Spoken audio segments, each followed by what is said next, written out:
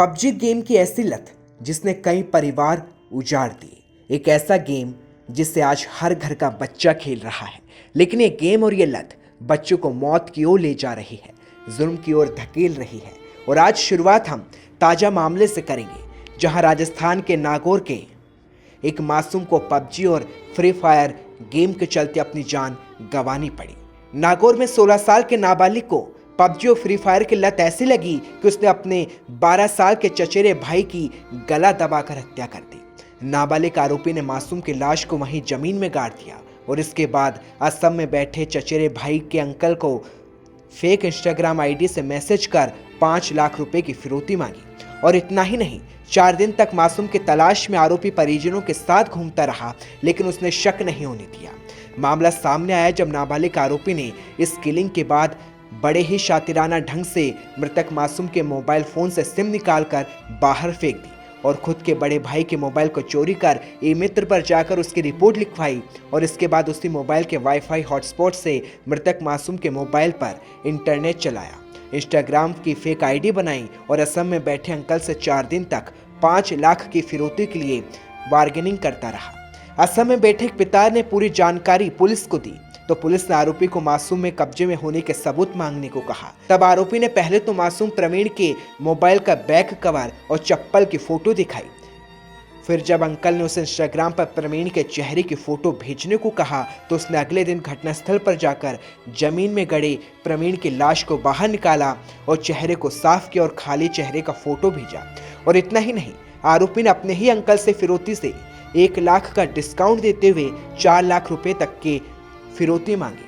वहीं पुलिस की साइबर तकनीक से काम किया और जांच में पता चला कि जिस इंस्टाग्राम आईडी से फिरौती मांगी गई उसका आईपी एड्रेस मासूम के साथ गायब हुए मोबाइल का था और लोकेशन उसके गांव का ही था और मोबाइल में इंटरनेट दूसरे मोबाइल के हॉटस्पॉट से चलाया जा रहा था। मामले की जब जांच हुई तो मासूम के नाबालिग चचेरे भाई पर शक हुआ और शक हकीकत में बदला जब सामने आया कि कैसे पबजी के चलते मासूम की हत्या कर दी गई। कि कोई फ्रॉड भी हो सकता है कि सोशल साइट पे बच्चे की गुम होने की बात सब जगह मैसेज जा चुका है, तो कोई फ्रॉड भी कर सकता है। लेकिन इसकी गंभीरता भी थी कि इसके गंभीर परिणाम हो सकते हैं और ये सही भी हो सकता है, इसलिए तुरंत उच्च अधिकारियों को बताया गया और तकनीकी शाखा जो हमारी नागौर की है उनको और हमारे जो खुद के थाने के साइबर एक्सपर्ट है गजेंद्र सिंह हेड कांस्टेबल और प्रेम, इन लोगों को भी लगाया और इस सोर्स को जो आईडी बनी थी सोशल साइट, इस आईडी को और इसके जो सोर्स था इंटरनेट सोर्स, उसका पता लगाने के लिए साइबर टीम ने मेहनत से काम किया और हमने बहुत ही जल्दी ये प्राप्त कर लिया कि ये पूरी सोर्स और ये जो साइट बनी थी सोशल साइट, ये उसी बालक के गांव से ही जनरेट हुई थी, उसी मोबाइल टावर में सारा काम चल रहा था। इसलिए हमारी जो जांच का दायरा था वो गांव तक सीमित रह गया और अब ये पता लगाना था कि कौन हो सकता है जिसने इस बच्चे को इस तरह की अगवा करने की कोशिश की है। तो जानकारी आई जो सोर्स और जो टेक्निकल चीजें थी उसमें परिवार के लोगों द्वारा इस तरह की चीज करना सामने आया, तो फिर हमारे लिए बहुत चुनौती बन गया कि उनके परिवार से इस तरह का कौन है जिसने इस गंभीर अपराध को अंजाम दिया है। लेकिन श्रीमान एसपी साहब के आदेश से और एडिशनल एसपी साहब और सीओ साहब कंटिन्यू मॉनिटरिंग करते रहे, जिसपे हमें हमारी शक्की सुई वहां के एक नाबालिग बच्चे पे गई, जिससे टेक्निकल तरीके से मनोवैज्ञानिक तरीके से पूछताछ की गई तो उसने एक ऐसे भौंसाने वाले तथ्य सामने दिए कि वो इंटरनेट के कुछ गेम्स है जो पबजी के सब्स्टिट्यूट है,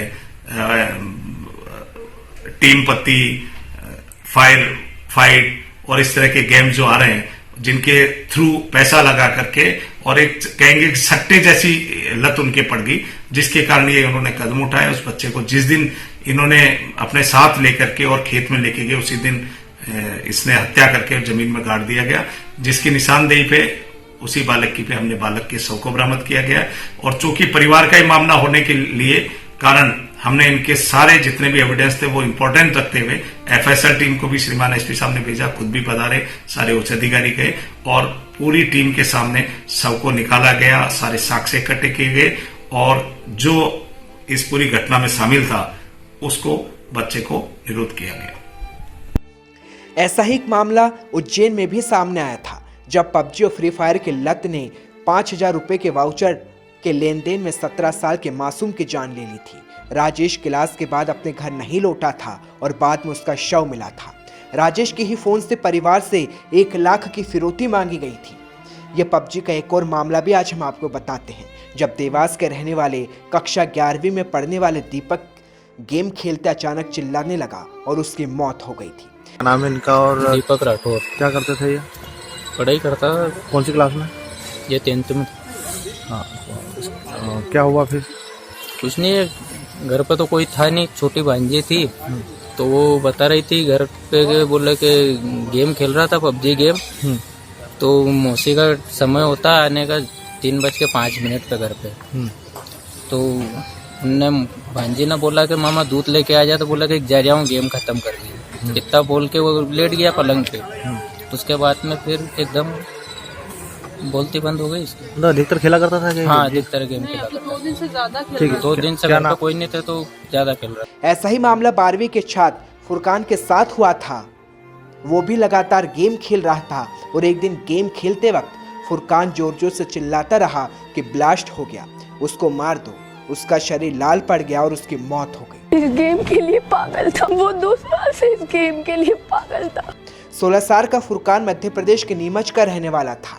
ये खबर हम आपको इसलिए बता रहे हैं क्योंकि हर घर में आज स्मार्टफोन है और बच्चों के फ़ोन में भी पबजी जैसे गेम होंगे। ज़रूरत है कि हर माता पिता को ये जरूर देखना चाहिए कि उसका बच्चा स्मार्टफोन में क्या कर रहा है, क्या गेम खेल रहा है। वैसे तो दिसंबर में केंद्र सरकार ने देश में पबजी को बैन कर दिया था, लेकिन जिन यूजर्स के डिवाइस में ये पहले से था वो इसका इस्तेमाल आज भी कर रहे हैं। हालांकि 30 अक्टूबर को देश में पबजी बंद हो गया, लेकिन फिर भी PUBG mobile battle ground launch किया गया। फ्री फायर जैसे गेम आए और फिर वही लत बच्चों में सवार हो गई। नागौर की घटना बताती है कि पबजी जैसे गेम आखिर मौत का गेम बन चुके हैं, जिन्हें आज भी बच्चे खेल रहे हैं और परिवार इस बात से बेखबर है कि उनका बच्चा इस वक्त मोबाइल में कर क्या रहा है। कहीं वह इसी मौत के गेम का शिकार तो नहीं।